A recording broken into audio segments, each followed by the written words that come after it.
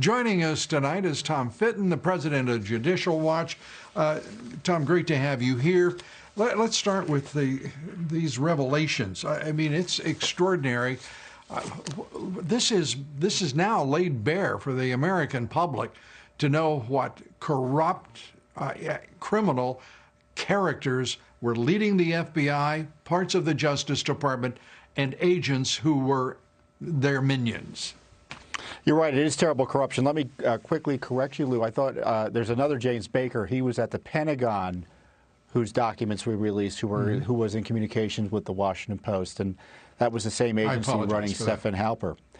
You're right. This is, the FBI is a terribly sick agency in terms of corruption. And we see a dramatic evidence of this with these new documents. They had no viable case, and that's a quote from the documents, against General Flynn, like they were doing with Trump. They were abusing their authority to spy on him, and they still couldn't come up with anything. And when they went to shut the case down, the documents today show, you had Strzok intervening on behalf of FBI leadership, and I mean Comey and McCabe, to keep the case open. And of course, that led to later the effort to try to have him fired or prosecute him by this ambush interview that was corruptly done at the direction personally of James Comey. So let's talk about that leak and the implications here. We were told that that this was a major part of the investigation. It's clear that that is nothing more than an artifice, a cover for what the FBI meant to do, which was destroy General Flynn, right? Yeah, you have to wonder if the leak was part of the operation against Flynn. I don't know who leaked it. Sidney Powell has alleged that this Baker may have been the one who leaked it. Certainly there's these communications showing he was close to Ignatius, who published the information in the Washington Post. Now Durham supposedly is investigating the leak. So that was classified information, it looks like to me. So there may have been crimes committed targeting General Flynn, in addition to the crimes we're seeing evidenced in the documents this week.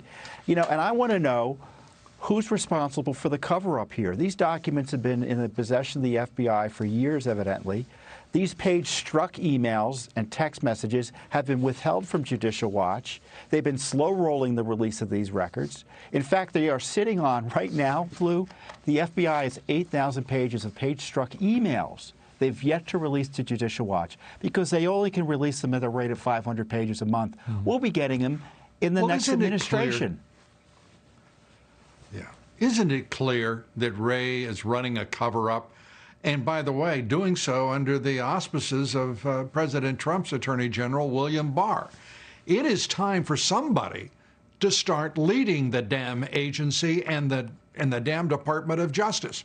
This is corruption at its worst. It's laid bare for everyone to see, unless they don't have any attorneys in the Justice Department who don't understand civil rights or have the intelligence to see what are plain facts that are being witnessed by the American people every day, in part because of what Judicial Watch has turned over to the public.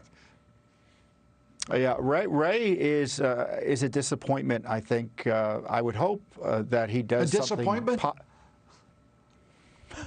I'm being nice. And Attorney General Barr has got to step up and pull back this prosecution of General Flynn. And if he doesn't, the president should order him to do it. It's about time somebody got an order over there, because it's clear the Justice Department can't seem to manage the wherewithal and capacity to understand the difference. Forget about the law for just a minute, as they often do apparently at the Justice Department and FBI. How about just plain simple right and wrong? How about just plain good old American decency and treat people correctly instead of trying to destroy them? Well, we appreciate these documents came out. The law required they came out, but they're still covering up. We just got a response today about meetings between the FBI top lawyer Baker, the one you mentioned, and the Clinton campaign team, top lawyer. And you know what the response from the FBI and DOJ was? We can't confirm or deny it took place. The cover-up continues, Lou. And these agency heads, if they're not going to be transparent, then there's no accountability and they don't respect the rule of law.